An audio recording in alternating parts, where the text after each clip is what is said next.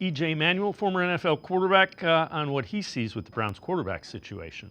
From a player's perspective, and usually in a quarterback room, you have roles, right? You have your older veteran like a Joe Flacco. You have your starter. We don't know who that's going to be. I don't think Coach Stefanski knows who that's going to be. And then you'll have your young guys. Now, obviously, you have two young guys in Shedeur Sanders and Dylan Gabriel. So I'm assuming one of them is maybe trade capital at some point. And then you still have Deshaun Watson, who's returning at some point as well. I don't know if it's this season or the following season, rehabbing, but I've heard he's a coach in the room right now.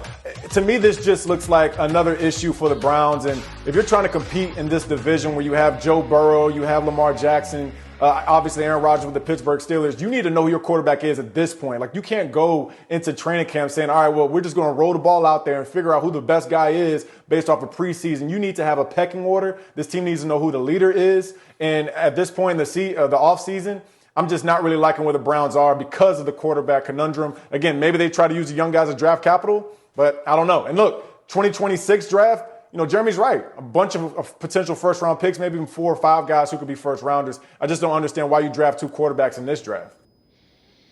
Pete, when you look at it, yeah, you want to know who your quarterback is, but you got to find whomever gives you a reasonably decent chance to win. And I think that's why that's where they're at. That show us what you can do once the pads come on with all 4 of these guys. Yeah, I mean, the easiest way to look at this is who's going to help you win games, because that's where a head coach is always going to be looking, and that makes the most sense. But create an environment that allows you took what amount to be 3 swings at this between Kenny Pickett, Dylan Gabriel, and Shedeur Sanders, all competing against sort of the mystery box that is next year. From a process standpoint, I like that as an approach, because you don't have a quarterback. So until you do, you should take every possible bite at the apple to see if you can find one. And if it doesn't work, okay, fine, go get a quarterback in next year's draft.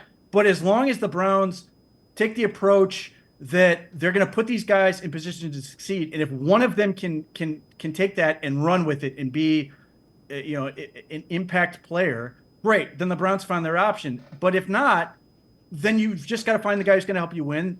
That would lead you to Joe Flacco naturally. But yes, there is a disadvantage. You look at the Bengals and you look at the Ravens. There's no question who their quarterback is, and they're already among the best in the league, and the Browns are at a small disadvantage in that.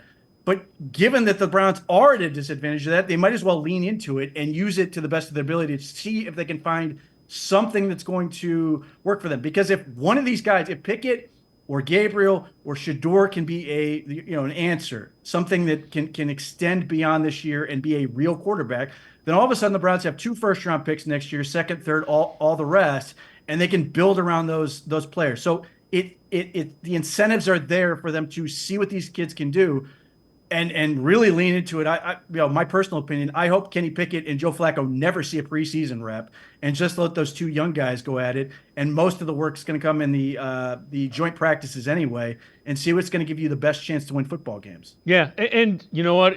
If you look back to last year, and this is never going to come out, no one's going to ever admit this, they were going to play Deshaun Watson until he couldn't play. And I think that's one of the reasons they have arrived at, we're going to play whoever gives us the best chance to win. My guess is when Kevin Stefanski told Myles Garrett the plan, it was, we're going to play the best quarterback that we see day in and day out in practice and in preseason. Yeah, I agree with you. I mean, so much of this comes down to, because of what you laid out with the Deshaun Watson aspect last year, I don't think that Kevin Stefanski necessarily risks losing the locker room. But if he were to handle the quarterback room in a way that they did last year, then he could. And for all the stuff about how Kevin Stefanski's safe and he's not on the hot seat, and ownership may be perfectly content to feel that way, if he sort of messes around with the quarterback room in a way that gives those players reason to think they're not seriously trying to win football games, they're not serious about how they're approaching the season, I don't think ownership's going to have a choice. I think he would lose the locker room at that point. So he has to do everything in his power to approach this in the most honest way, the guy who's going to give him the best chance to win, the guy who clearly has the team behind him, as opposed to the guy who's supposed to be the starter, which is what they ran into last year. Yeah, I agree 100% with that.